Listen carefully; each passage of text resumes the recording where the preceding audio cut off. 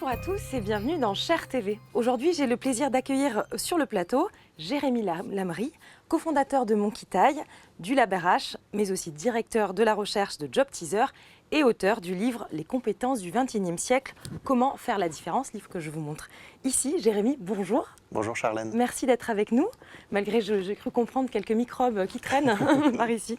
Avant de commencer cette émission, je vous rappelle que vous pouvez poser vos questions via le lien que vous avez reçu par mail ce matin même ou par SMS, et Jérémy y répondra en seconde partie d'émission. Je crois aussi que vous pouvez gagner le livre que nous allons aujourd'hui, dont nous allons parler, justement via ce lien par mail. Jérémy, avant de rentrer un petit peu dans le vif du sujet du livre, en quelques mots, dans quel contexte avez-vous écrit ce livre sur les compétences du XXIe siècle et pourquoi ce thème-là ? Alors ce livre, Les compétences du XXIe siècle, c'est un livre qui me tient vraiment à cœur parce que pour moi c'est un sujet d'égalité sociale demain. Aujourd'hui, de plus en plus, on le voit, le monde change, le monde accélère et les compétences dont on a besoin pour créer de la valeur sont plus les mêmes. Avant, on parlait d'expertise technique qui sont beaucoup reconnues par des diplômes et demain, ce sera de moins en moins le cas et c'est déjà vrai aujourd'hui d'ailleurs. Et donc, tout le monde aujourd'hui peut faire la différence. Et ce sujet, c'est comprendre ce que ça veut dire faire la différence, comprendre comment on fonctionne, comment on développe ces nouvelles compétences qu'on appelle en anglais les soft skills. Et j'avais vraiment besoin de partager ce que j'ai pu trouver dans mon doctorat sur le sujet. Très bien. Et alors, justement, dans le titre de ce livre, on parle de 4 compétences clés, les 4 C. Est-ce que tu peux nous en dire un peu plus sur ces compétences-là ? Alors oui, on parle de 4 compétences clés. J'aimerais revenir un petit peu sur l'histoire de comment on en est venu à parler de ces 4 compétences-là. À la fin des années 90, on avait 3 gros acteurs, les 3 plus gros acteurs de la technologie, IBM, Cisco et Microsoft. Oui, parce qu'à l'époque, Google, Amazon n'avaient pas encore émergé comme ils ont émergé aujourd'hui. Et donc ces gros acteurs en fait ont commencé à se poser la question de on est en train de mettre de la technologie partout et finalement ça change pas mal la manière de travailler. Donc demain, une fois qu'on aura mis notre technologie partout sur Terre, comment est-ce qu'on fera pour travailler ? Qu'est-ce qui restera comme travail ? Vu que les machines qu'on met en place petit à petit, elles prennent pas mal d'aspects de ce travail. Et en fait, ils ont commencé à créer un think tank, donc tous les 3, qu'ils ont lourdement financé pour faire ces travaux sur les compétences de demain, qu'ils ont appelé les compétences du XXIe siècle. Bon, il y a eu l'explosion de la bulle Internet, leur petit mouvement s'est arrêté parce que les think tanks c'est bien gentil, mais que quand on gagne de l'argent. Et ça a été repris bien plus tard par l'OCDE, qui a commencé vraiment à s'intéresser à la manière dont on pouvait calculer le niveau de développement d'un pays par rapport au sujet des compétences. Et là, ils ont repris tout ce travail-là, les compétences du XXIe siècle, ils ont commencé à creuser et ils ont identifié 4 compétences clés qu'on appelle les 4 C. Et donc ces 4 compétences clés, c'est la créativité, l'esprit critique, la coopération et la communication. Et en fait, ce qu'elles ont de particulier, ces compétences-là, c'est que ce ne sont pas des compétences techniques. On ne peut pas aller dans une journée de formation où je déroule un PowerPoint et vous allez apprendre ça ne marchera pas. On n'apprend pas la créativité, effectivement. On peut l'apprendre, mais ça ne marche pas sur une journée de 8 heures. C'est plus un état d'esprit en fait, ce sont des états d'esprit, des manières de fonctionner.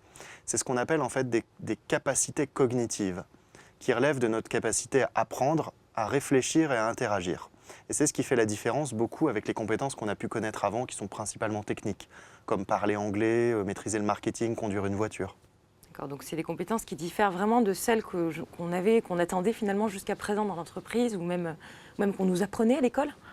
Alors, quelque part, on en a toujours eu besoin, dans le sens où les personnes qui avaient ces compétences développées étaient capables plus facilement de faire la différence. Mais c'était moins valorisé, parce qu'avec de l'expertise technique, on pouvait largement s'en sortir. Aujourd'hui, plus un sujet est technique, plus il doit être processé, et finalement, plus on est capable de le comprendre et donc de le donner à une machine presque. Et finalement, ce qui fait notre différence, ce n'est pas tant notre capacité à faire ou savoir des choses, mais notre capacité à nous adapter en temps réel quand le sujet n'est pas réglé à l'avance. Alors justement, on parle de nos capacités. Dans votre livre, il y a une partie scientifique, et notamment sur les neurosciences. Est-ce que vous pouvez nous expliquer comment ça se traduit dans nos cerveaux, ces compétences actuelles et ces soft skills, justement? Oui, c'est vraiment la partie qui m'a intéressé, notamment dans mon doctorat, parce qu'aujourd'hui, on entend parler de soft skills à tous les étages, et vous voyez bien qu'en français, on utilise le terme de soft skills, parce que les Français aiment bien faire ça. Quand il y a un mot qu'on ne sait pas vraiment définir, on utilise un terme anglais. Alors si on le définit rapidement? Alors, c'est tout ce qui est compétences non techniques. Et d'ailleurs, le mot même compétence est extrêmement difficile à définir. Il existe plus de 700 définitions du mot compétence dans le monde, des définitions académiques qui ont été rédigées par des chercheurs, mais il n'y a aucune définition de la compétence qui fait consensus.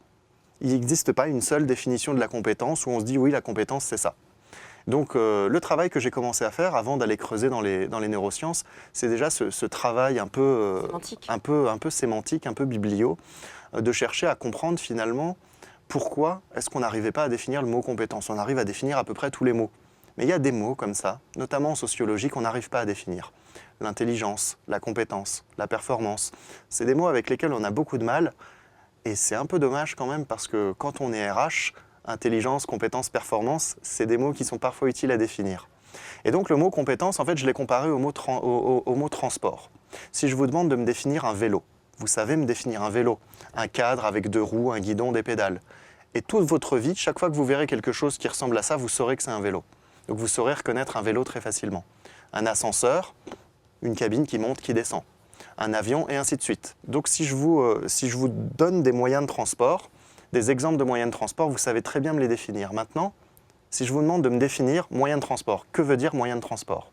Oui, De sorte que chaque fois que je vois un moyen de transport, j'arrive à le reconnaître. C'est beaucoup plus compliqué. Parce qu'il y a plusieurs catégories de moyens de transport. Et ma conviction, celle que je porte dans le livre, c'est que si on a du mal à définir compétences, c'est parce que c'est la même chose. Il y a des catégories différentes de compétences.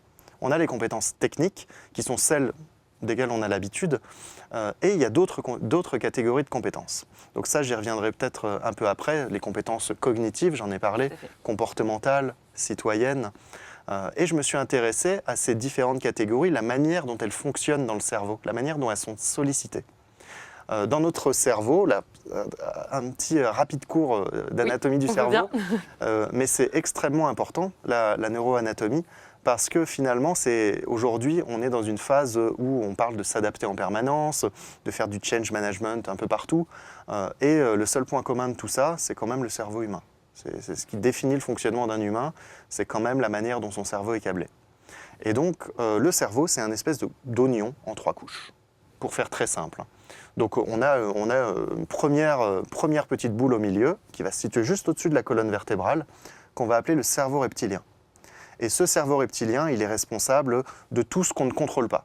Le fait de cligner des yeux, le fait de bâiller, la pression sanguine, la température du corps, toutes ces choses-là. Ce sont des choses qui sont naturelles et qui sont prévues pour la survie et auxquelles on n'a même pas à réfléchir. Si vous deviez réfléchir chaque fois qu'il faut respirer, ce serait assez vite compliqué. Et donc, au-dessus de cette première boule, on a une grosse couche qu'on va appeler le cerveau limbique. Et le cerveau limbique, c'est vraiment une grosse masse, il représente la plus grande partie de la masse du cerveau. Et en fait, il est responsable de certains mouvements, mais surtout des émotions. Pas du contrôle des émotions, c'est-à-dire c'est ce qui nous permet de ressentir la peur, la joie, la tristesse. Et à ce stade-là, c'est brut. C'est pas géré du tout. À ce stade-là, on est un animal. Et après, il y a une petite couche qui nous sépare des animaux. Ça s'appelle le néocortex. Ce néocortex, c'est toute la couche qu'on a autour du cerveau et qui fait 2 mm d'épaisseur. Donc ce qui nous sépare finalement de la plupart des animaux, c'est 2 mm.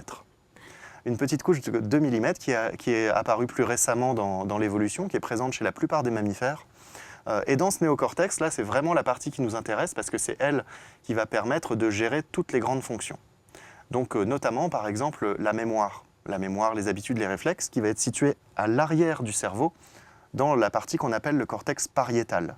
Donc ça, c'est une zone qui est importante à retenir, le cortex pariétal, parce que c'est la zone préférée du XXe siècle. D'accord, les connaissances. C'est les connaissances, les habitudes, l'obéissance, tout ce qui va relever de schémas prédéfinis, préétablis. Et donc tout ce qui ne demande pas de réfléchir ou de s'adapter. Donc c'est-à-dire faire appel à des connaissances qu'on a déjà ou obéir à ce qu'on nous dit de faire, comme un petit robot. Et finalement, cette partie-là, ce serait un petit peu comme le disque dur d'un ordinateur. D'accord, c'est la mémoire. Bon. Après, on a d'autres zones, mais je m'intéresse au principal. Sur le côté, on a par exemple les lobes temporaux qui eux, vont nous permettre de réguler les émotions et de générer l'empathie. L'empathie qui est vraiment une capacité de plus en plus importante. Être capable d'entrer en empathie avec les gens, c'est fondamental pour coopérer, pour communiquer par exemple. Mais la partie qui nous intéresse le plus, c'est celle qui est située à l'avant, dans ce qu'on appelle le lobe frontal. Et c'est une partie qu'on appelle le cortex préfrontal. Ça, c'est vraiment la partie la plus intéressante. Le cortex préfrontal, c'est un petit voile qui fait à peu près 5 cm sur 10 cm au niveau du haut du front et qui est épaisse de 0,3 mm à peine. C'est précis. C'est précis parce que c'est une zone très très spécifique et on la distingue parce qu'en fait elle a des neurones qu'il n'y a pas ailleurs, qu'on appelle les neurones pyramidaux. Et c'est intéressant de comprendre ces neurones-là parce que c'est ce qui détermine pourquoi est-ce que les soft skills, c'est autre chose que les autres compétences, que les compétences techniques. Ces neurones pyramidaux, ils ont 3 caractéristiques. Donc ils sont capables de faire circuler l'information 100 fois plus vite que n'importe quel autre neurone. Au bout des neurones, en fait, il y a des noyaux, puis il y a des ficelles qu'on appelle les axones. Ces axones font circuler l'information à 100 mètres par seconde, alors que dans un neurone normal, dans le cerveau, l'information circule à 1 mètre par seconde. Autrement dit, avec les neurones pyramidaux, on est câblé en fibre optique. Ah. Donc l'information, quand elle passe dans les neurones pyramidaux, et oui, chez Orange, la fibre optique, on connaît. Et donc, quand l'information passe par les neurones pyramidaux, elle est traitée de manière beaucoup, beaucoup plus rapide. Et là où ça devient intéressant, c'est que ces neurones pyramidaux, ils sont capables de se connecter jusqu'à 40 fois plus d'autres neurones que n'importe quel autre neurone. Donc, en plus de traiter l'information très très rapidement, ils en traitent beaucoup plus. D'accord. Ils sont capables de traiter beaucoup plus d'informations. La connaissance qu'on a ici est traitée finalement par le... Aussi, mais pas que. Pas que. C'est la connaissance, c'est une toute petite partie de ce qui est traité par le cerveau. C'est comme dans un disque dur, c'est ce à quoi on va faire appel pour travailler, mais il n'y a pas que ça. Je vais y revenir juste après. Et donc, on a l'information qui circule très très vite, beaucoup d'informations qui sont traitées, mais surtout, les ficelles de ces neurones, les axones, sont capables d'aller jusqu'à 10 fois plus loin dans le cerveau que n'importe quel autre axone. Autrement dit, ces neurones-là sont capables de se connecter à toutes les parties du cerveau, à toutes les régions du cerveau, ce que les autres neurones ne sont pas capables de faire puisqu'ils sont un peu locaux. Et donc, si on veut un peu résumer, les neurones d'habitude, c'est un peu des départementales qui relient des petits villages. Merci d'imager, c'est parfait. C'est super important pour comprendre le cerveau. Et donc, les neurones pyramidaux, c'est un peu des autoroutes. C'est un peu les autoroutes de l'information du cerveau qui permettent de traiter de l'information à très haute vitesse, de manière très compliquée, et on peut y faire circuler tout et n'importe quoi. Et donc, c'est comme ça d'ailleurs dans mon bouquin que je redéfinis l'intelligence. C'est vraiment la capacité à traiter à très haute vitesse un très grand nombre d'informations de nature très variée, de sorte à s'adapter à l'environnement de manière quasi instantanée. Et donc le cerveau, justement, s'est adapté à développer beaucoup plus cette partie-là aujourd'hui. C'est une partie. C'est la qualité de l'être humain. C'est-à-dire, aujourd'hui, l'être humain, il n'a pas d'armure particulière, il n'a pas des grandes griffes, il n'a pas des pouvoirs spéciaux, je ne sais pas quoi. Donc, dans la chaîne alimentaire, l'être humain, en vrai, il est au même niveau que les cochons et les anchois. C'est-à-dire que les prédateurs naturels des humains sont les mêmes que ceux qui chassent les cochons et les anchois. Pourtant, on est là, tranquillement, dans un studio, on a pu développer tout un tas de choses et on ne se sent pas vraiment menacé. Et donc, ce n'est pas grâce à notre biologie en tant que telle, ce n'est pas grâce à nos armes de défense ou d'attaque, c'est grâce à notre cerveau. Et quand on dit c'est grâce à notre cerveau, c'est grâce à cette partie-là, grâce à ce cortex préfrontal qui est extrêmement développé et qui, allié par exemple à notre pouce opposable, le fait qu'on puisse prendre et créer des choses, et la vision binoculaire, le fait qu'on soit capable de voir en 3D et donc d'identifier les menaces et les opportunités autour de nous, ça a créé un avantage évolutif très très fort, puisqu'on a pu se servir de notre environnement, modifier notre environnement pour modifier notre place dans la chaîne alimentaire. Et aujourd'hui, on est arrivé au sommet de la chaîne alimentaire. On n'a plus de prédateurs. Et ça, c'est grâce au cortex préfrontal qui nous a permis à chaque fois d'utiliser notre environnement. Parce que là, je reviens sur ce que je disais tout à l'heure, les informations que le cerveau traite. En fait, le cerveau, il sert à nous faire survivre. La fonction du cerveau, comme la fonction de tout ce qui se passe dans le corps, c'est nous faire survivre. Et le cerveau, en fait, il est là pour traiter les informations que les 5 sens perçoivent. Tout ce qu'on voit, tout ce qu'on entend, tout ce qu'on sent, tout ce qu'on goûte, et tout ce qu'on va toucher est capté par le cerveau. Par exemple, ce qu'on voit, ça représente 40% de la charge du cerveau. Il passe 40% de son effort à traiter ce qu'on voit. puis après, il va déterminer ce qu'il faut en faire. Et donc, pour déterminer ce qu'il veut en faire, il va aller comparer ça aux connaissances qu'il a, en disant « je connais pas, c'est dangereux, c'est pas dangereux ». Et donc, cette zone-là, le cortex préfrontal, c'est son boulot de traiter l'information. Au XXe siècle, aussi bien à l'école que dans le travail, on nous a demandé d'apprendre sans réfléchir, on nous a demandé d'obéir, de reproduire. Et donc, cette zone-là, finalement, on ne l'a pas fait beaucoup travailler. Sollicité, non. L'information qui arrivait, elle n'avait pas vraiment d'incidence, puisqu'on nous demandait de faire pareil tout le temps. Et donc, du coup, on n'avait pas vraiment besoin de s'adapter. Sauf qu'aujourd'hui, finalement, la connaissance, elle se trouve sur Internet, on n'a plus besoin. Exactement. Aujourd'hui, quand on veut développer cette partie-là, qui est la partie liée à la mémoire, la connaissance, c'est comme si on voulait faire la compète avec une clé USB. Déjà, je trouve la compète pas très noble, mais en plus de ça, c'est pas certain qu'on arrive à la gagner quand même. Parce que vous pouvez essayer de retenir toutes les infos du monde, le temps que vous alliez les retenir, les chercher, tout ça, une clé USB, il suffit qu'elle télécharge n'importe quoi et c'est fini. Donc le combat n'est pas là. Le combat, c'est plus dans ce que vous allez faire de cette information.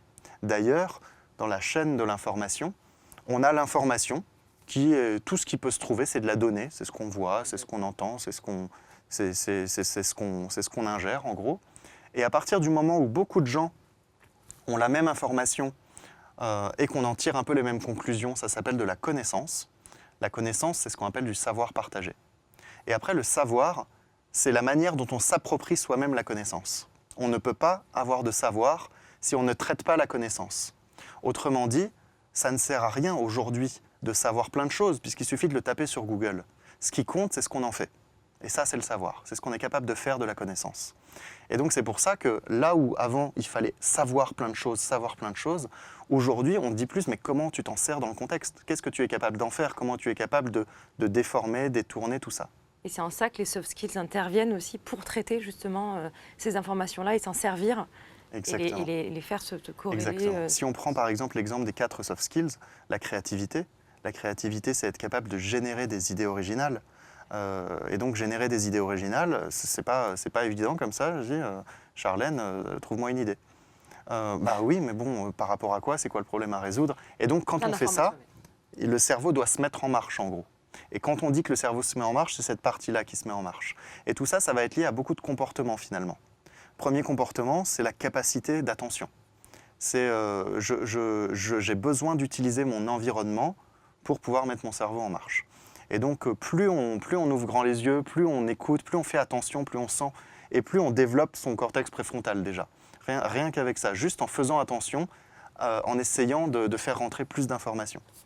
D'accord, très bien. Alors justement, ces compétences-là, ce développement-là, si on recontextualise et qu'on met ça au sein de l'entreprise aujourd'hui, en tant que RH ou que manager, comment est-ce qu'on peut identifier ces compétences-là chez les collaborateurs? Tout le monde, j'imagine, a plus ou moins ces 4C, mais les a développées plus ou moins d'une certaine manière. Comment est-ce qu'on les identifie? Alors oui, ça c'est important. Déjà, c'est pas inné. C'est-à-dire que, pour faire simple, à peu près 92% de la population a les capacités de développer de manière très très forte ces 4C. Pourquoi? Parce que 92%, c'est dans la nature le nombre d'individus qui naissent avec des aptitudes saines. On a 8% de la population qui va naître soit avec des formes de handicap, de diminution, mais globalement, c'est ce qui se passe dans la nature. Donc 92% des gens pourraient développer un niveau d'intelligence aussi élevé que n'importe quelle personne reconnue pour son intelligence. Et vous voyez que je donne pas de nom ici. Parce que non, mais sur l'intelligence, c'est un autre sujet, mais Einstein, Ribéry, c'est quoi l'intelligence? Donc on va rentrer là tout de suite. Oui, c'est un sujet. Mais sur comment on les identifie, si on parle de ces 4 C-là, créativité, esprit critique, communication, coopération, aujourd'hui, sur le marché, il existe des tests. Donc en fait, tout ce qui se passe dans le cerveau, il y a le sujet de comment est-ce qu'on est capable d'identifier ce qui se passe dans le cerveau. Donc la personnalité, les moteurs de motivation, les capacités cognitives, c'est ce qu'on appelle de la psychométrie. Et donc la psychométrie, c'est la science qui permet de mesurer ce qu'il y a dans le cerveau. Et donc comme des compétences par exemple. C'est ce qu'on appelle de la psychométrie. Donc aujourd'hui, il existe des outils psychométriques qui permettent d'aller mesurer votre niveau de créativité, qui permettent d'aller mesurer l'esprit critique, la capacité de communication, la capacité de coopération. C'est des outils qui sont très chers encore, qui viennent à 99% des États-Unis ou du Canada. parce que dans les pays anglo-saxons, le sujet des soft skills est beaucoup plus développé que chez nous. C'est des choses qui sont très chères et pas encore démocratisées. Ça, c'est un vrai sujet. C'est un vrai sujet sur le marché. Ma recommandation, aujourd'hui, si on est une grande entreprise et qu'on s'intéresse au sujet d'identifier les soft skills, c'est prenez un labo, prenez des experts, développez vos propres tests et généralisez-les dans vos recrutements. C'est ce que fait Google, par exemple. Google a généralisé l'identification des aptitudes cognitives dans tout leur process de recrutement. Ça, c'est la partie identification. Donc la partie développement, après, c'est celle finalement qui présente le plus d'intérêt parce que c'est très bien de se dire les personnes que je vais faire entrer dans l'entreprise, je vais essayer de m'assurer qu'elles ont un certain niveau déjà atteint de développement cognitif, mais comment je fais avec toutes les personnes qui sont déjà dans l'entreprise et à qui pendant des années j'ai demandé de travailler différemment. Et c'est ça, c'est aussi le changement. Ah, ben c'est un changement, c'est du changement. Et comme beaucoup de changements, c'est beaucoup de psychologie. Autrement dit, quand on parle de créativité, d'esprit critique, de coopération, de communication, c'est avant tout des comportements. C'est-à-dire que je ne peux pas te mettre dans une salle pendant une journée et te dire « sois créative » et te faire un cours sur la créativité. Non, il y a d'autres manières de le faire. Par exemple, pour développer la créativité, on peut passer par le management. Dans le management, plutôt que d'aller voir un collaborateur et lui dire « fais ça », on a une étape qui est aujourd'hui qui commence un peu plus à se généraliser. C'est dire « voici le problème, qu'est-ce que tu proposes ?» C'est le côté plus collaboratif. Beaucoup plus collaboratif. Beaucoup plus collaboratif, qu'est-ce que tu proposes? Mais au-delà de la collaboration, c'est en fait laisser la main. C'est-à-dire forcer la personne à mettre son cerveau en marche. Parce que finalement, quand on lui apporte et les problèmes et les réponses, il n'a qu'à exécuter et donc il n'a pas à réfléchir. Donc il faut remettre les gens dans un processus où ils sont responsables du résultat. Responsables du résultat et du processus. Et donc on leur dit, voilà, il y a un problème mais on n'a pas de résultat. Donc trouve le résultat et va l'atteindre. Finalement, le rôle du manager change énormément. Il change. De quelle manière, justement? Alors, il change de plein de manières différentes, mais le sujet, c'est déjà de dire que ce manager, en fait, il doit donc dire, bah, voilà le problème, trouve-moi les solutions. Et d'ailleurs, on entend souvent des managers de plus en plus dire, je ne veux pas qu'on vienne vers moi avec des problèmes, je veux qu'on vienne vers moi avec des solutions. Et bien, j'ai envie de dire, ce management-là, aujourd'hui, il est déjà dépassé. Il est déjà dépassé. Aujourd'hui, si on veut vraiment favoriser le développement cognitif des individus, on ne va même pas arriver vers des gens avec les problèmes. Parce qu'arriver vers des gens avec le problème, c'est déjà avoir fait les 3/4 du boulot finalement. C'est avoir identifié le problème. Donc il faut plus mettre en place une relation dans laquelle on invite les collaborateurs à identifier eux-mêmes les problèmes. Parce que quand on a identifié le problème, on se met plus naturellement à la recherche de solutions. Et donc ça, c'est vraiment une logique managériale qui est beaucoup plus proche du coaching finalement. Et donc quand on disait comment en tant que manager, c'est-à-dire que le manager, il est là pour faire réussir. Il n'est pas là pour donner des consignes, il n'est pas là pour tout ça. Il est là pour poser un cadre, c'est-à-dire ça on peut faire, ça on ne peut pas faire. Mais après tout le reste, c'est ce qu'on appelle le travail. Et le travail, c'est quand même la capacité des gens à créer de la valeur. Et donc si on veut que les gens puissent créer de la valeur dans un monde où c'est résoudre des problèmes qui comptent, finalement, parce que c'est un peu ça le sujet, ça veut dire qu'on doit être capable de leur permettre d'identifier ces problèmes, puis de leur permettre ensuite de créer des solutions et de travailler avec eux pour améliorer ces solutions. Et là, ils apprennent. C'est comme ça qu'on apprend. On apprend en résolvant des problèmes. Ça, c'est une partie de comment est-ce qu'on peut développer les soft skills. Il y a les... Oui, après, vous parliez aussi dans votre livre, tu expliques dans ton livre la mise en œuvre justement de ces compétences au sein d'un environnement de travail propice à ça. Aujourd'hui, on parle de flex office. Qu'est-ce que ça fait finalement d'être dans un environnement de travail flex office pour développer ces compétences-là, l'éclairage, la décoration, tout ça, c'est des éléments qui comptent finalement dans En fait, si on reprend ce que j'ai dit avant, c'est comment est-ce qu'on fait pour que le cortex préfrontal se mette en route. Il faut qu'il soit capable d'ingérer beaucoup d'informations et d'être dans un état d'esprit où il a envie d'ingérer toutes ces informations. Quand on est dans un bureau fermé, il n'y a rien au monde qui nous pousse à ingérer beaucoup d'informations. Le nombre d'interactions qu'on a est très limité. L'espace qu'on a en face de nous est le même tous les jours. Donc très vite, on tombe dans l'habitude. Et ce qui marche, c'est le pariétal. Ce n'est pas le cortex préfrontal. Donc l'idée de passer d'un bureau fermé à un espace plus mouvant, comme un open space ou un flex office, à l'origine, parce que c'est des travaux qui viennent des neurosciences à l'origine, c'est-à-dire la raison pour laquelle des entreprises américaines sont passées à des espaces ouverts. Ça, plus le fait que ça permet de faire des économies considérables. Mais le sujet des neurosciences était à l'origine de ces grandes modifications. Et on s'est rendu compte qu'en fait, effectivement, en amenant beaucoup plus d'informations et de changements dans le quotidien, ça obligeait les gens à s'adapter. Seulement, parfois, c'est beaucoup trop violent. Un open space, par exemple, oui, effectivement, on capte beaucoup plus d'informations, mais dans ces informations, il y a aussi des nuisances sonores, des nuisances visuelles. C'est plus notre environnement personnalisé. Et donc, du coup, c'est un sujet qui peut empêcher certaines personnes de créer de la valeur, de travailler. Donc, on se dit, on va passer au flex office, un environnement qui est modulaire, où on a prévu des espaces pour juste travailler, pour se réunir, pour téléphoner. Il y a plein d'espaces différents. Et on se dit, avec ça, ça va faire l'affaire. Oui, mais sauf que le sujet, c'est toujours le même. C'est considérer que tout le monde travaille de la même manière. Et le vrai flex office, finalement, c'est un environnement où on est capable de permettre aux gens d'être dans un environnement qui leur correspond, tout en les sortant un tout petit peu de leur zone de confort, parce que sortir de sa zone de confort, en gros, c'est être obligé de s'adapter.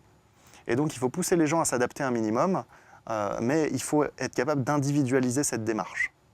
Et donc, c'est un sujet qui relève encore une fois du manager, mais aussi de la capacité des RH à identifier des différents profils d'acceptabilité, parce que certaines personnes ont besoin d'un niveau d'intimité plus ou moins grand, certaines personnes ont besoin d'un niveau d'échange plus ou moins grand, niveau de bruit, niveau de lumière, tous les éléments qui vont constituer l'espace de travail.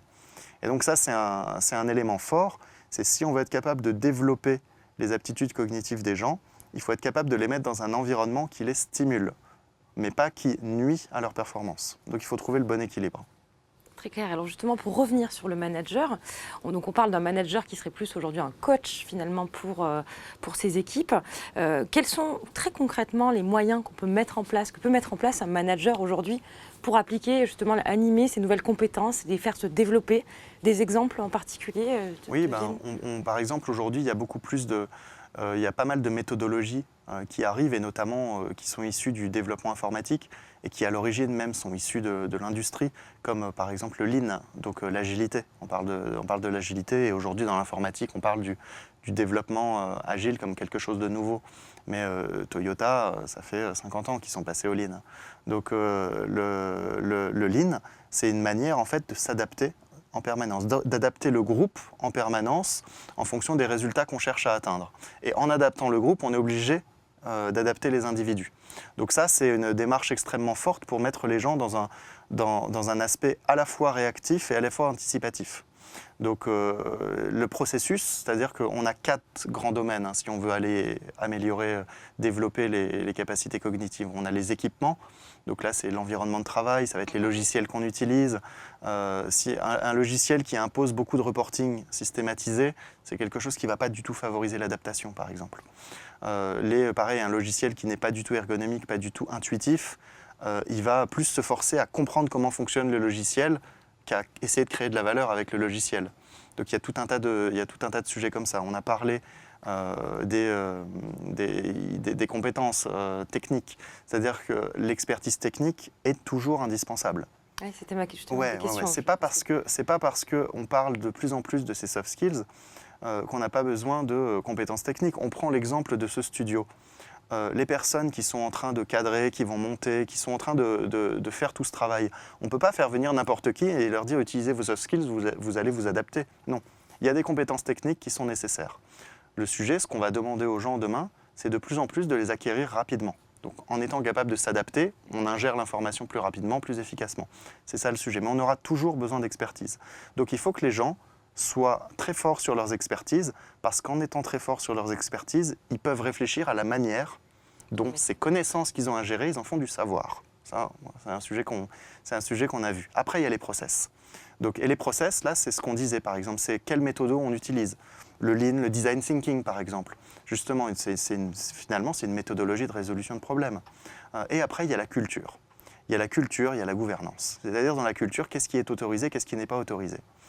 Si, par exemple, je suis dans une entreprise et que je vous dis, écoutez, ici, dans notre culture, il faut arriver à 8h et partir à 20h, sinon ça veut dire qu'on ne bosse pas. Ouais, mais ça ne correspond pas forcément à tout le monde. Culturellement, on doit être capable de s'adapter aux individualités. Donc il doit y avoir effectivement des zones de recoupement pour qu'on crée de la valeur ensemble, la manière dont on organise les réunions dans les process. Aujourd'hui, il y a une réunionnite dans toutes les boîtes qui est absolument insupportable. Donc développer l'agilité, c'est par exemple développer les prises de décision asynchrones. C'est quand on se réunit, pourquoi est-ce qu'on se réunit? C'est quoi l'objectif? Si l'objectif c'est de faire un PowerPoint pour vous dire regardez sur quoi j'ai travaillé, ben, sincèrement, envoie-le-moi par mail et je le regarderai quand j'aurai le temps. Ouais, Et donc c'est mais une vraiment- deadline, oui, c'est travailler beaucoup plus en asynchrone. Ça, c'est un vrai sujet pour développer une vraie capacité d'agilité et pour développer une vraie capacité à réfléchir, à apprendre et à interagir, c'est de travailler en asynchrone. C'est être capable de minimiser le nombre des réunions à des réunions qui créent de la valeur, c'est-à-dire des réunions de brainstorming ou des réunions de prise de décision stratégique. Tout le reste, ça doit être fait à distance ou ça doit être du lien social. Des réunions qu'on fait pour simplement se synchroniser, échanger humainement. Et après, le sujet de la gouvernance, c'est-à-dire que si à un moment donné, on n'a pas des leaders qui sont exemplaires, ça ne donne pas du tout envie de mettre son cerveau en marche pour trouver les bonnes solutions, pour faire les bons efforts. Plus qu'avant, parce que. Oui, plus qu'avant, parce qu'il y a un vrai sujet d'acceptation sociale derrière. C'est-à-dire que plus l'information circule autour de nous, plus les individus se connectent, et plus en fait on se rend compte des différences de traitement, des différences d'inégalité qu'il y a à certains échelons. Et on le voit par exemple dans le turnover. Il y a encore 10 ans, on restait 12 ans en moyenne au travail. Aujourd'hui, on reste en moyenne moins de 3 ans. Et en Inde, par exemple, c'est en moyenne 11 mois, on reste dans un travail. C'est une économie qui est beaucoup plus dynamique que la nôtre. Et donc, ce sont des choses qui nous attendent. On reste dans le travail 2 ans. Pourquoi? Parce que ça ne nous plaît pas, parce qu'on veut voir autre chose, parce qu'on n'y trouve pas le sens. Et derrière ce sujet de sens, il y a un sujet de reconnaissance. Et donc, reconnaissance, d'accord. Et les sujets de gouvernance, c'est beaucoup un sujet de reconnaissance. C'est si mon leader ne me traite pas comme il se traite lui-même, il ne reconnaît pas ma valeur. Et donc ça, c'est un sujet très important parce que les soft skills, ce sont beaucoup du développement par les comportements. Et donc, si on veut être capable d'autoriser, de développer certains comportements, il faut qu'il y ait un alignement total entre ce que je peux faire, ce que je veux faire, et ce que je sais faire. Très bien. Alors justement, vous parliez tout à l'heure tu parlais tout à l'heure, excuse-moi, des compétences et le fait qu'on ait plusieurs expertises, qu'on puisse mettre en œuvre plusieurs expertises. Est-ce que finalement le mot métier n'est pas remis un peu en cause demain? C'est-à-dire, est-ce qu'on parlera toujours d'avoir un métier et pas finalement une somme de compétences qu'on va venir piocher et mettre en œuvre en fonction des problématiques à résoudre et puis finalement avoir comme ça plusieurs expertises. Alors totalement, le mot métier comme le mot compétence d'ailleurs. C'est des mots qui vont être challengés, parce qu'au-delà des mots, c'est des notions sociales. C'est par exemple, on parle du travail. Le travail, c'est le fait de créer de la valeur. L'emploi, c'est le cadre qu'on donne à ce travail. Et le métier, c'est la spécificité du travail. Donc c'est des mots qui sont très liés. Et le mot compétence, en fait. Le mot compétence, par exemple, il est apparu dans les années 70. Avant, on n'utilisait pas le mot compétence. On utilisait qualification au poste de travail. Pourquoi? Parce qu'en fait, les gens étaient totalement interchangeables et ce qui comptait, c'est ce qu'il y avait à faire à ce poste. Les postes étaient fixes et les gens étaient interchangeables pour ce poste. Et donc, c'est soit ils avaient les qualifications au poste, soit ils ne les avaient pas. Dans les années 70, l'informatique est apparue et à partir de ce moment-là, ça a profondément modifié la manière de travailler. À tel point en fait qu'on ne pouvait plus juste avoir les qualifications à tel poste parce qu'il y avait une petite part d'adaptation à avoir il fallait certaines qualifications qui n'étaient pas liées à ce poste puisque ce poste, il fallait notamment le créer. Et donc on a appelé ça des compétences. On a commencé à appeler ça des compétences d'un point de vue technique. Puis dans les années 90, on a commencé à se dire que oui, mais les compétences n'étaient pas que techniques. On a eu l'apparition du quotient émotionnel, de tout ça. Et donc le sujet un peu de tout ce qu'on ne sait pas finalement tout ce qu'on ne sait pas quantifier en tant que tel, tout ce qui a l'air un peu plus mou, soft skills. Et donc c'est là que ça a commencé à apparaître. Et donc la notion de métier, elle commence petit à petit à voler en éclats parce que d'une part, on se rend compte dans des métiers qu'il n'y a plus du tout que des compétences techniques. On a ces compétences cognitives de plus en plus qui se relèvent d'une capacité à s'adapter. On va avoir des compétences comportementales. On a plein de métiers aujourd'hui où on est prêt à former les gens. On n'a pas besoin qu'ils aient des compétences techniques. On a besoin en fait qu'ils se comportent d'une certaine manière, qu'ils aient certains réflexes naturels, et qu'à partir de ça, on soit capable de leur apprendre la technique. Et un métier, en fait, c'est un assemblage de compétences. de compétences techniques, de compétences comportementales, cognitives, etc. Et en fait, de plus en plus, ces métiers, ils évoluent vite. Ils évoluent vite. Un métier, sa durée de vie aujourd'hui, elle ne dépasse pas 2 ans. Hein. Et après, il faut rajouter ou enlever une compétence. Et dès qu'on ajoute ou qu'on enlève une compétence, un métier, il évolue, il change. Et donc, tout comme on a fait pour les qualifications qu'on a passées en termes de compétences, je pense que ce qui va se passer, c'est que les métiers, on va parler d'activité. On va parler d'activité de plus en plus, et plus de métier, parce que dans un métier donné, finalement, on devra faire des choses qui n'ont normalement plus rien à voir avec ce métier. Je prends l'exemple du recruteur. Le recruteur, il y a 5 ans, on ne lui demandait pas du tout de faire du booléen. Le recruteur, son boulot, c'était principalement l'humain, et puis quand il travaille dans un cabinet, avoir sa petite base de données bien faite. Aujourd'hui, le bon recruteur, il doit être capable de maîtriser le booléen, autrement dit des opérateurs logiques qu'on met dans les moteurs de recherche, Google, LinkedIn, tout ça, pour filtrer toutes les données qu'il y a. Et demain, ça sera encore autre chose. Mais ce n'est pas le métier cœur du recruteur que de faire ça, de faire ces opérateurs-là. C'est une compétence supplémentaire qu'on doit avoir. Et donc, petit à petit, tout ça, ça va se transformer en activité. On va demander aux gens de faire des activités. On parle de plus en plus de slasheurs. Oui, tu es une slasheuse. Et c'est pour ça que le mot métier n'a plus vraiment de sens, parce que sinon, les gens, ils peuvent avoir simultanément 2, 3, 4, 5 métiers peut-être. D'accord, donc c'est très clair. Et du coup, effectivement, ça changera complètement la physionomie du travail et du management. Exactement. Et alors, du management, parce que demain, donc on parle des employés, qui sont les travailleurs dont le cadre de travail est régi par l'entreprise. Et demain, en fait, les personnes qui apporteront de la valeur à l'entreprise, si on parle d'activité, ne travailleront plus spécialement que pour l'entreprise. Ce sera beaucoup des gens de l'extérieur. Et les managers, demain, ils devront gérer aussi bien les gens du dedans que les gens du dehors. Et on le voit beaucoup, de plus en plus, avec tous les consultants internalisés, qui dépendent d'une autre boîte, mais qui sont quand même gérés fonctionnellement par un manager. Et donc, on a de plus en plus ces sujets-là. Et demain, ça sera vrai, mais pas que pour des consultants, pour presque tous les corps de métier. Alors tous ces changements, cette nouvelle approche, assurément, je pense qu'elle doit susciter quelques craintes et des peurs, parce qu'on est aussi dans un croisement générationnel de ce qu'on a pu apprendre, de ce qu'on faisait jusqu'à maintenant, et puis des nouvelles générations qui arrivent et qui sont formées à ce mode de pensée-là. Comment est-ce qu'on accompagne en profondeur ces changements? Et voilà, quelles sont si vous avez quelques astuces, entre guillemets, à mettre en place, que vous avez pu identifier des bonnes pratiques? Oui, alors dans l'entreprise, il y a un phénomène extrêmement dur qui est en train d'arriver, on l'appelle la transformation digitale. Autrement dit, on accompagne les collaborateurs à vivre avec le digital pour 2 choses, pour dématérialiser et digitaliser. Dématérialiser, c'est faire ce qu'on faisait à la main, à la machine, de sorte à aller plus vite. Donc le sujet de la dématérialisation, c'est gagner du temps et donc gagner de l'argent. Le sujet de la digitalisation, c'est faire mieux que ce qu'on faisait avant. Et donc là, c'est encore un autre gros sujet pour les entreprises, c'est être capable de faire mieux, des choses qu'on ne faisait pas, qu'on n'arrivait pas à faire avant. Et donc là, dans la digitalisation, c'est un peu là qu'on est perdu. Parce que la dématérialisation, on comprend, les CV étaient traités à la main, aujourd'hui ils sont traités par une machine, ok, on s'assure que c'est bien fait, mais globalement ça va. Mais digitaliser, c'est faire des choses qu'on ne faisait pas avant. Donc du coup, la machine le fait, mais on n'est pas forcément capable de comprendre comment ça se passe, et c'est là que ça peut faire peur en fait. C'est quand on se met à faire des choses qu'on n'avait pas l'habitude de faire avant. Et donc du coup, quand notre métier change complètement. Et c'est là-dessus en fait qu'on doit être capable, je pense, d'accompagner les gens. C'est déjà bien leur faire prendre conscience des moments où on dématérialise, des moments où on digitalise. Et ensuite, quand on digitalise, il faut se rappeler que même si une machine nous permet de faire des choses qu'on ne faisait pas avant, c'est cette machine, quelqu'un l'a programmée. Et donc, une machine n'apprend pas des process toute seule.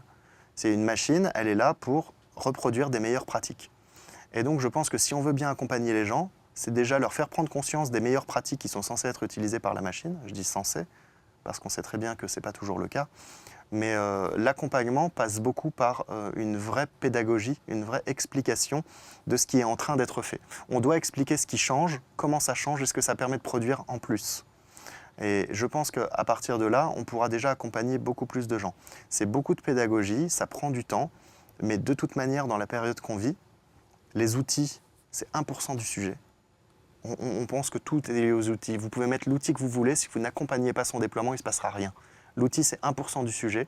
Les processus qu'on met en place, c'est 4% du sujet. Et 95% du sujet, c'est de la psychologie et de la pédagogie. Si vous êtes capable d'acquérir cette approche-là, et notamment en tant que RH, si vous êtes capable de faire cascader le sujet de la pédagogie et de la psychologie dans l'entreprise, tout sera beaucoup plus fluide.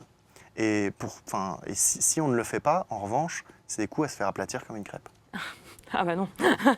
Alors du coup, là maintenant on arrive un petit peu dans la deuxième partie de l'émission. Il y a pas mal de questions autour du livre et c'est un sujet qui passionne. Donc je vais attaquer assez rapidement, on va essayer de répondre à un maximum de questions. Première question, quel sera l'impact sur le recrutement? Comment le recruteur pourra-t-il identifier la capacité d'un candidat à renouveler ses compétences? On en parlait tout à l'heure du renouvellement des compétences. Existe-t-il des tests pour se tester ou tester un candidat sur ses compétences? Ça, je crois qu'on vous le disait tout à l'heure justement. Ouais. Alors, oui, là c'est intéressant ce que la personne pose comme question, parce que c'est le sujet de l'apprenance. La capacité à renouveler ses connaissances, c'est ce qu'on appelle l'apprenance. En gros, c'est la capacité à apprendre tout au long de la vie.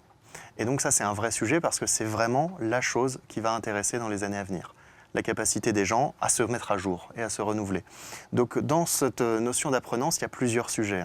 Il y a déjà forcément les 4C, c'est-à-dire qu'il faut faire preuve d'esprit critique, il faut être créatif, il faut savoir communiquer, coopérer. Tout ça, ça a un point commun, c'est la curiosité. C'est la curiosité. Donc on peut déjà identifier la capacité d'apprenance d'une personne en cherchant à identifier sa curiosité. On identifie les 4C, on identifie la curiosité, et derrière, on va aller peut-être identifier un bagage de fond, parce que je ne pense pas que quand on embauche une personne, on devrait totalement s'affranchir du sujet des compétences techniques. Je pense que c'est une erreur de tomber dans l'extrême. Il faut qu'il y ait un équilibre entre les deux. Oui, parce qu'en fait, il y a des personnes, par exemple, qui sont très curieuses, mais qui n'arrivent jamais à acquérir du fond. C'est-à-dire, elles survolent, elles papillonnent. Et donc, il faut être capable de s'assurer que ce n'est pas le cas. Et donc, que sur un sujet, une personne a été capable de creuser. Et on peut déduire que si elle a été capable de creuser et d'acquérir du fond de manière structurée sur un sujet, elle sera capable de faire pareil sur d'autres sujets. Tu as des exemples d'outils qui peuvent être utilisés des exemples de tests. Oui. Alors là, la démarche que je donne, aujourd'hui, à ma connaissance, elle n'existe pas sous forme d'outils. C'est-à-dire, d'un côté, les compétences cognitives, on a des tests qui mesurent la créativité. On a des tests qui permettent d'identifier l'esprit critique, la communication, la coopération. J'ai vu encore aucun test capable d'identifier les 4 dans un seul. D'accord. Non, le marché est très très en retard là-dessus. On a un vrai sujet. Même aux États-Unis Même aux États-Unis, où ça va être fait de manière différente, ça va être couplé à de la personnalité très souvent. Donc le sujet de la curiosité, d'ailleurs, c'est un sujet de la personnalité. Ça, pour le coup, il existe une très grande variété de tests, que ce soit le MBTI, qui n'est pas un test de recrutement, le Big Five, le PAPI, le SOSI. Il existe une très grande quantité de tests de personnalité et une très grande quantité d'acteurs sur le marché. Donc là-dessus, c'est assez facile d'aller trouver ce qu'il faut. Sur le sujet des compétences techniques, là, c'est aux recruteurs d'apprendre à faire des vraies études de cas quand on fait passer un entretien. Moi, par exemple, j'ai développé une étude de cas qui permet d'identifier les capacités cognitives, qui permet d'identifier les 4C. J'ai fait ça pendant mon doctorat, et c'est un cas qui dure 2h10, qui est générique pour tous les cadres, et qui permet, et sur lequel on peut rajouter certaines expertises si besoin, mais qui permet d'identifier la capacité créative. La capacité créative, par exemple, c'est plusieurs choses. C'est la quantité d'idées qu'on est capable de générer, c'est l'originalité de ces idées, c'est-à-dire l'écart à la norme, ça va être la qualité de ces idées, à quel point elles permettent de résoudre le problème, et ainsi de suite. Donc à chaque fois, il y a des critères, il y a des agrégats qui permettent d'aller mesurer ce qu'on cherche à mesurer. Il faut simplement être capable à chaque fois de le découper par niveau. Là, encore une fois, mon point de vue, c'est que dans la mesure où ça va être généralisé, ce serait dommage d'aller se rapprocher de je ne sais pas quel acteur et puis de lui payer une licence tous les ans, ce qui va être complètement déconnant. Pour moi, c'est un sujet qui doit être internalisé. La RH doit devenir maîtresse de l'identification cognitive. Créer soi-même, finalement. Exactement. Créer soi-même. Il y a plein de labos qui sont prêts à le faire, en France, à l'étranger. Très bien. Alors, que pensez-vous des méthodes agiles dans le travail? Une mode ou un moyen de libérer ces 4C? On en parlait, le lean management, etc. Je pense que sur le fond, c'est une méthode extrêmement puissante pour notamment libérer les 4C. Dans les faits, aujourd'hui, c'est utilisé comme une mode. La plupart des gens qui animent des ateliers agiles de design thinking, moi j'ai vu des animations d'ateliers de design thinking où les slides de restitution étaient prêts avant le début de l'atelier. Donc autrement dit, on fait, et le discours qui a été tenu, c'est non mais il faut embarquer les gens. Donc on leur fait faire l'atelier pour les motiver, mais on n'a pas du tout l'intention de prendre en compte ce qu'ils vont produire. Et donc ça, par exemple, là, typiquement, c'est décevant et déceptif. Mais aujourd'hui, c'est une mode. Pourquoi ? Parce que les gens sont mal formés à ces méthodes d'agilité. C'est qu'aujourd'hui, on prend ça comme des process, c'est-à-dire comme des choses techniques, et on n'a pas du tout assez en tête l'état d'esprit qui doit y avoir autour. Ça doit être libérant et libérateur, et autrement dit, on doit vraiment chercher à permettre à la personne de s'exprimer et de s'améliorer. Le principe de l'atelier, ça devrait être comment est-ce que je m'assure que les personnes sortent de l'atelier plus grandies qu'elles n'y sont entrées.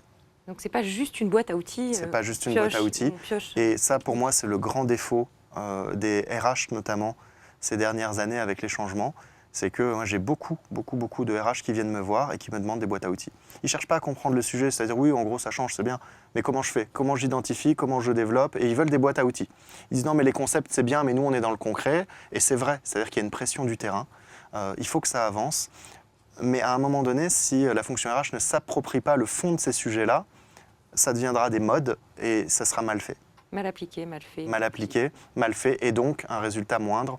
Pourquoi ? Parce qu'on n'est pas dans des sujets d'expertise, de développer une expertise technique. On est dans le sujet de développer les comportements des gens et développer les facultés des gens. Ce sont des choses qui se font dans le temps et sur lesquelles on ne peut pas tricher.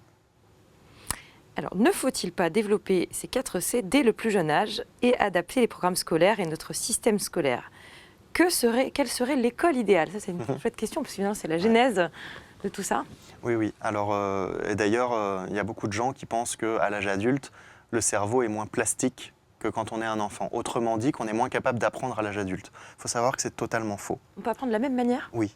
Jusqu'à peu près 70 ans, le cerveau a exactement la même plasticité. Après, il y a une réalité, c'est qu'un enfant apprend beaucoup plus facilement qu'un adulte. Pourquoi ? Eh ben, c'est parce que quand une cruche est déjà presque pleine, je peux y mettre beaucoup moins d'eau que quand elle ne l'est pas encore, c'est tout. C'est-à-dire que quand je suis adulte, j'ai déjà tout un tas de connaissances. Et en plus, j'ai l'habitude d'utiliser cette partie-là, donc je sais. Je sais faire, c'est pas à moi qu'on va apprendre, c'est du confort. Et on sait, et donc le cerveau, il est feignant par défaut. Ça, c'est très important. C'est comme dans la nature, on va vers ce qui demande le moins d'effort. Et donc, quand on voit quelque chose d'a priori nouveau ou pas forcément nouveau, la première chose que fait le cerveau, c'est comparer à ce qu'il a en base. Comparer à ce qui existe déjà, et si ça se rapproche de ce qui existe déjà, il dit c'est bon, je connais. Et donc il n'apprend pas. C'est pour ça qu'on parle souvent d'apprendre grâce à l'échec, parce que quand on se trompe, on réalise que ce qu'on avait en base, ce n'était pas la bonne chose. Donc on met quelque chose de nouveau en base. Autrement dit, on apprend. Un enfant, il a très peu de choses en base, parce qu'il a vu très peu de choses dans sa vie. Et donc il remplit. Il n'a pas de choix, il remplit parce qu'il ne connaît pas, il compare, ça fait appel à rien. Donc du coup, il va aller mettre dans son cerveau. Et en tant qu'adulte, l'apprenance, c'est un vrai sujet. C'est si on veut être capable d'apprendre, il faut être capable d'accepter et de considérer que ce qu'on sait n'est pas forcément la vérité et que même si c'est la vérité, on a peut-être loupé une partie du sujet. Et donc là, c'est un vrai état d'esprit. C'est porté par un vecteur essentiel qui représente 99% du boulot, c'est l'humilité.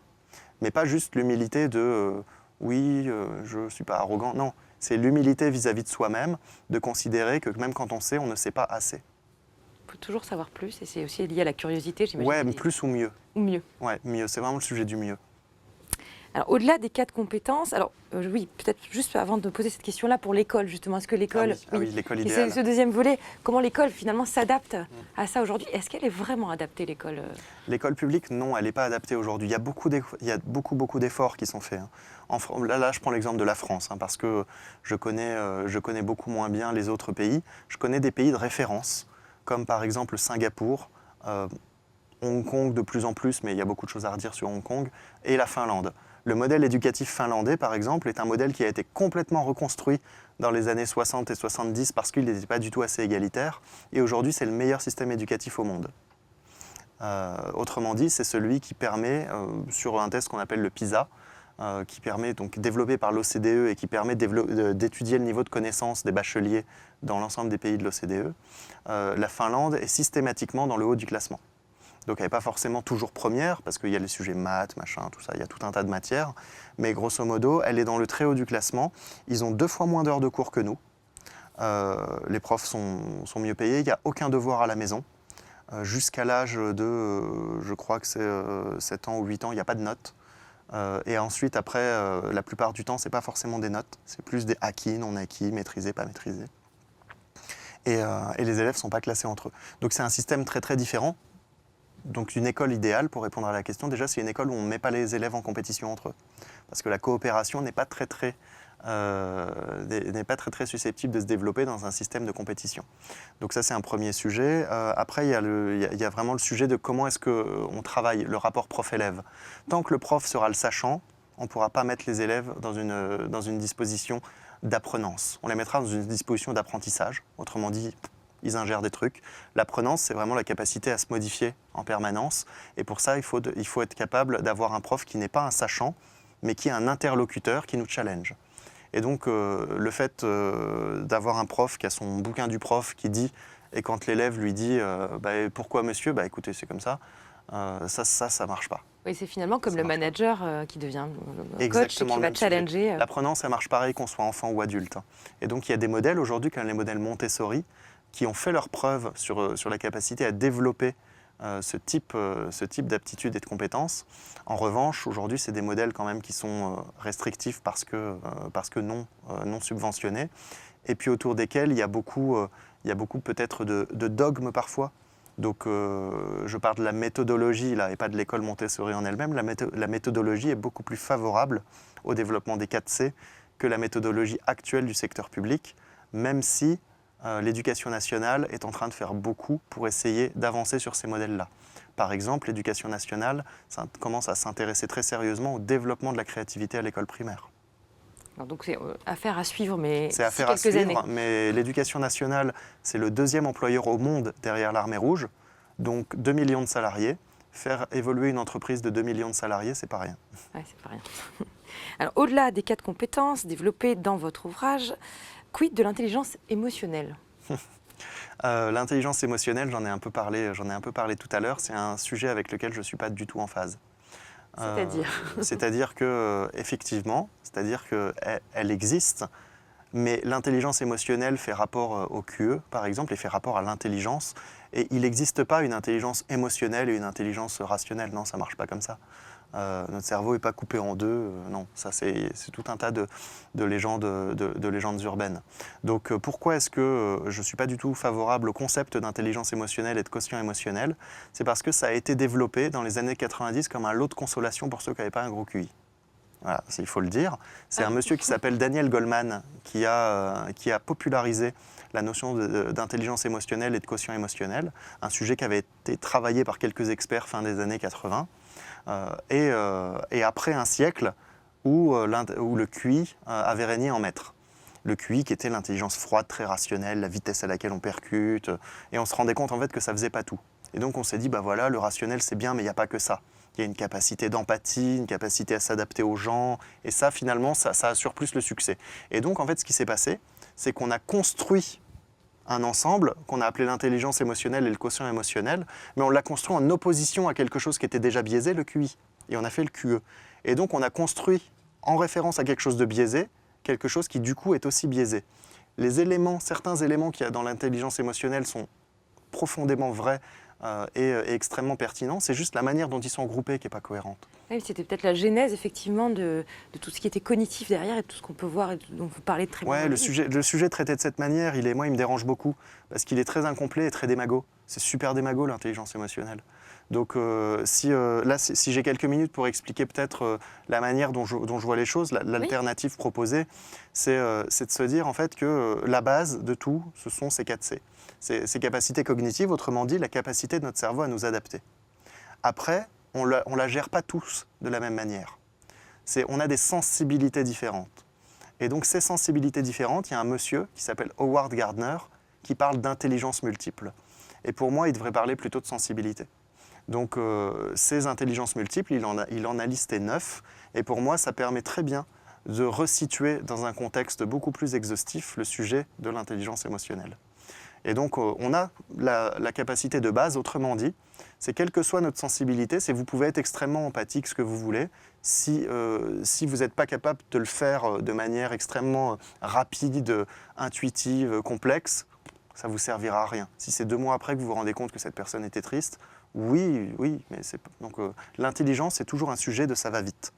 Donc c'est les capacités cognitives, ça va vite et on s'adapte. Donc ça, c'est le truc de base. Et après, ça peut s'appliquer dans différentes sensibilités. Et là où c'est important, c'est que d'un point de vue neuro, c'est ces autoroutes dont on parlait tout à l'heure, ces autoroutes de l'information qui viennent du cortex préfrontal, c'est qu'elles ne passent pas par les mêmes endroits suivant les sensibilités qu'on a. C'est ça qui est important à comprendre. Si ça passe par les côtés, les lobes temporaux qui gèrent l'empathie notamment, on va être quelqu'un de beaucoup plus empathique que si ça passe par le dessus. Si ça va tout au fond, on va être beaucoup plus doué pour les calculs par exemple. Donc il y a des sujets comme ça qui sont intéressants. Là, ce que je dis là, c'est pas du tout prouvé. C'est-à-dire qu'on a des exemples et des contre-exemples, il y a beaucoup d'intuition sur ces sujets-là, mais on est dans un sujet en pleine découverte, en pleine exploration. Donc c'est apprendre avec des pincettes et c'est pas apprendre pour argent comptant. Mais c'est une première piste d'explication. On a donc ces 9 intelligences. L'intelligence logico-mathématique, l'intelligence d'Einstein par exemple. Vraiment la capacité à faire des liens logiques, limite faire des calculs, capable de structurer des choses très très complexes. On va avoir l'intelligence interpersonnelle, la capacité à nouer des relations sociales facilement et à les entretenir. L'intelligence intrapersonnelle, la capacité vraiment à se comprendre, maîtriser ses émotions, se remettre en question. Et on voit que interpersonnel, intrapersonnel, c'est en grande partie l'intelligence émotionnelle dont on parlait, par exemple. Oui, c'est ça. C'est-à-dire qu'on est allé creuser, finalement, d'une notion qu'on opposait au QI et le QE. Finalement, on est allé creuser ce qu'était le QE et on s'aperçoit que c'est très transverse, en fait. Oui, c'est très transverse. Et puis, c'est l'opposé à une intelligence. Non, parce que l'intelligence, il faut que ça percute, quoi, de toute façon. Et après, c'est ce qu'on en fait. Et donc, parfois, Einstein s'en est servi pour la logique. Il y a des personnes qui vont s'en servir pour des formes d'empathie, interpersonnelle, intrapersonnelle, langagière. Il y a des gens qui vont être capables d'avoir une vraie sensibilité, pas des gens, mais des mots. Ils vont dire « Ah non, sombre et noir, c'est pas pareil ». Et quand on associe ces compétences, c'est intéressant de voir, par exemple, qu'une personne qui a une intelligence interpersonnelle très développée et une intelligence langagière très développée, ça fait un très bon politicien. Quelqu'un qui noue des relations facilement, qui est capable de se faire apprécier, et quelqu'un qui manie très très bien les mots. Et donc après, on a d'autres intelligences comme ça, qui sont en fait des reliquats de l'évolution. Ce sont des choses qui nous ont permis de survivre dans la nature. C'est-à-dire, penser bien, c'est assez évident, mais se connaître et bien échanger, c'est quand l'humain a commencé à vivre en groupe. Ça permettait de faire la différence entre des ennemis, de comment on se positionne. Le langage, pareil, utiliser les bons mots. Donc ça, c'est des choses qui sont apparues assez... ouais, c'est plus que des émotions même. Hein. C'est une vraie capacité de traitement. C'est-à-dire que le cerveau, c'est structuré pour être capable de traiter ça, toujours dans le but de la survie. Et les autres intelligences nous permettent de mieux comprendre cette idée de la survie. L'intelligence naturaliste, par exemple, c'est notre capacité à distinguer le vivant.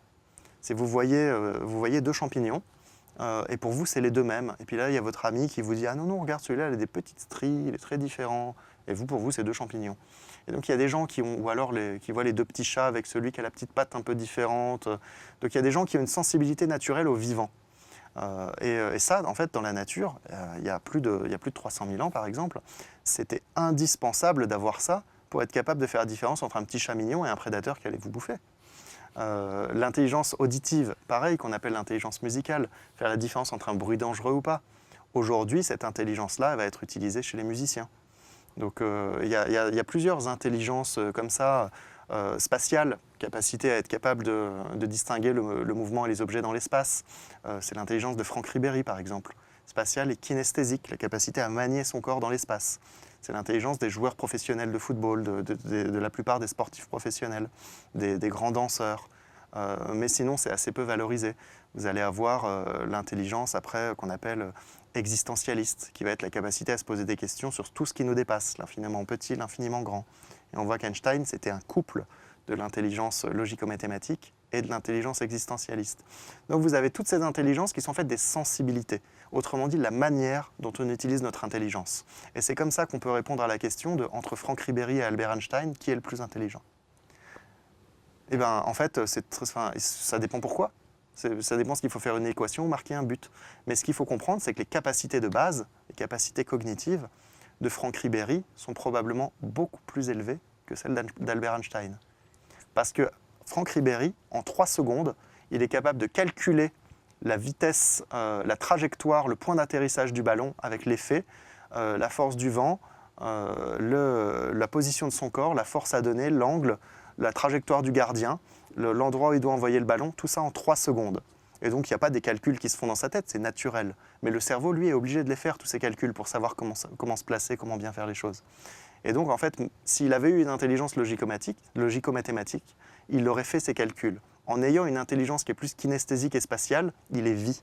D'accord, il les perçoit, il les Voilà. ressent, quoi. Et le sujet des intelligences multiples dans le management, il est extrêmement critique parce que d'un côté, oui, quand on fait entrer les gens, on doit mesurer leur capacité cognitive, à quelle vitesse ils percutent, est-ce qu'ils sont capables de traiter de l'information et de se remettre à jour. Mais à côté de ça, il y a aussi la sensibilité, et ça, vous aurez du mal à la changer. Et pourtant, elles sont toutes capables de créer de la valeur. Et ça, on peut arriver à les identifier? Oui, oui, on peut arriver à les identifier. Pareil, il n'existe pas de test qui soit reconnu pour identifier ça parce que c'est des sujets extrêmement complexes. Mais pour moi, c'est aussi on parle des RH par exemple, c'est une grosse porte ouverte à de nouvelles expertises. C'est-à-dire que ce sont des choses qui vont être assez difficiles à processer, mettre dans une machine. En revanche, c'est une sensibilité que l'être humain peut avoir d'arriver à identifier les talents des gens. Très bien. Juste une question sur quel est l'espace de travail idéal. Alors, on parlait tout à l'heure effectivement du flex office, de l'adaptation des espaces de travail. Finalement, dans l'idéal, qu'est-ce qu'il faudrait justement pour développer ces 4C? Quel est l'espace idéal? L'idéal pour qui? Ah, toujours pareil. L'idéal pour qui? C'est toujours pareil en fait. Hein. Il faut comprendre que les capacités cognitives des gens, c'est comme les maladies. On ne donne pas le même médicament à tous les malades. On regarde la maladie qu'ils ont. Les capacités cognitives, c'est pareil. On regarde où en sont les gens et la manière dont ils les développent, par exemple la sensibilité notamment. C'est suivant que je suis sensible à l'espace et peut-être aux couleurs, ou suivant que je suis quelqu'un de très logique, je ne vais pas avoir besoin des mêmes choses. Donc l'espace idéal n'existe pas. Après, il y a des grandes recommandations. On sait par exemple que les couleurs vives génèrent plus facilement l'enthousiasme, la bonne humeur, la créativité, mais c'est des grandes règles générales. On sait que les espaces très contraints permettent moins bien de développer les aptitudes cognitives, donc il faut des espaces ouverts, des plafonds hauts. Il y a un lieu que j'aime beaucoup à Paris, d'ailleurs il y en a plein maintenant, mais qui a utilisé tous ces principes pour créer des espaces optimaux pour solliciter les 4C. C'est des lieux qui s'appellent les Open Mind Café. D'accord. Et en fait, c'est des plafonds hauts, beaucoup de couleurs, de la lumière naturelle, des espaces à géométrie variée, c'est-à-dire que tout n'est pas uniforme. Il y a des petits sièges, des grands sièges. Il faut casser les standards. Donc tout ce qui est standardisé, et ça c'est important, c'est d'être dans un environnement qui n'est pas formaté. Plus on formate l'environnement, plus on formate les esprits. Très clair. Dernière question, l'humain peut-il entraîner son cerveau par des exercices pratiques à apprendre plus rapidement? Oui. Oui, oui. Des exemples? Oui, oui. Je ne vais pas trop entrer dans les détails. Pourquoi? Parce que c'est notamment des méthodologies que je suis en train de développer parce qu'elles manquent sur le marché. Mais il y a des exercices tout simples. Il faut partir du principe que pour développer ces aptitudes-là, il faut développer la capacité des gens à capter de l'information. Ça, c'est le plus important. Donc, autrement dit, c'est les 5 sens. C'est les 5 sens. Un exercice qu'on peut faire tout simplement et tout seul. C'est par exemple, je sais pas, quand on est chez soi ou au restaurant, mais plutôt dans un environnement qui n'est pas le nôtre. On fait un focus sur ce qu'on voit, par exemple. On va essayer de regarder une zone de la pièce et on va essayer de voir tout. C'est-à-dire voir tout, voir le gobelet, voir la fourchette, voir le couteau sale, essayer de tout décrire, comme si on devait absolument tout décrire pour le décrire à quelqu'un qui est en train de dessiner l'espace. Donc ça, c'est un très bon exercice pour se forcer à capter ce qu'on voit. Après, ce qu'on entend, on se force, et ça, c'est assez intéressant à faire parce que c'est là qu'on voit à quel point on est biaisé. Vous êtes dans un espace comme ça et vous vous forcez à n'écouter que de l'oreille gauche. Nous, on a l'habitude d'écouter en stéréo. Hein. Et là, vous vous forcez à écouter que de l'oreille gauche et au bout d'une quinzaine de secondes, en fait, vous allez capter des sons qui sont beaucoup plus nets à votre gauche, beaucoup moins à droite, mais vous êtes capable de concentrer votre capacité d'attention. Donc pour développer les capacités cognitives, il faut déjà développer la capacité d'attention. Et par exemple, dans l'écoute, on appelle beaucoup ça depuis des années l'écoute active. C'est ça. Hein. C'est ça, c'est être capable d'écouter l'ensemble des mots, le sens, tout ce qui va avec, tous les signaux faibles, pour le traiter ensuite. Donc c'est développer tous les sens de cette manière-là, et en faisant ça, on est capable de développer à peu près n'importe quelle aptitude cognitive derrière. Très bien, donc affaire à suivre puisque vous développez justement quelques tests. On espère que vous sortirez un prochain ouvrage. En tous les cas, merci beaucoup. Si je peux conclure, il y a une chose qui peut être faite dans les formations techniques, c'est-à-dire que tout ça, ça peut se développer beaucoup en temps masqué. C'est quand on fait faire des formations techniques aux gens, de l'anglais, du truc, on change les postures des formateurs. Comme on a dit tout à l'heure, c'est plus forcément les sachants. ils font travailler de manière beaucoup plus collaborative, ils poussent les gens à traiter eux-mêmes l'information, à identifier les problèmes. Et donc, pour former sur des sujets techniques, on va adopter les modalités de l'apprenance. Et en faisant ça, en fait, on fait double effet, c'est-à-dire que non seulement on forme sur un sujet technique, et ça permet de donner un contexte, comme en Finlande, on utilise par exemple des thèmes pour pouvoir développer tout ça, et on en profite du coup pour développer toutes ces aptitudes-là. Merci beaucoup en tout cas de nous avoir partagé toutes les réflexions de ton ouvrage. Alors je rappelle l'ouvrage Les compétences du 21e siècle, n'hésitez pas, hein, il y a encore plein de choses à apprendre sur tout ce que tu viens de nous raconter. Merci d'être venu sur ce plateau. Merci Charlène. Merci à vous de nous avoir suivis et je vous dis à très bientôt sur Cher TV.